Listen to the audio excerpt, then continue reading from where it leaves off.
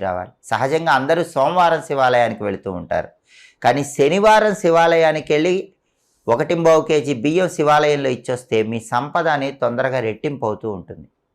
మీకు జాబులో టెన్షన్స్ ఉన్నా, వృత్తిపరంగా ఎదుగుదలలో ఆటంకాలున్నా శనివారం శివాలయానికి వెళ్ళి అక్కడ మారేడు దళాలు సమర్పించండి. శివుడికి మారేడు దళాలు శనివారం శివాలయంలో ఇస్తే దానివల్ల ఉద్యోగపరంగా ఉన్నటువంటి సమస్యలు దాదాపుగా తగ్గిపోతాయి.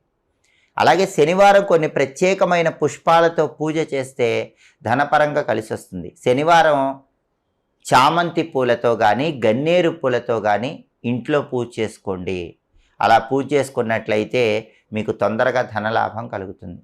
అలాగే శనివారం పూట వెంకటేశ్వర స్వామికి పచ్చకర్పూరంతో హారతి ఇవ్వటం ద్వారా కూడా ధనపరంగా మంచి ప్రయోజనాలు సిద్ధింపజేసుకోవచ్చు.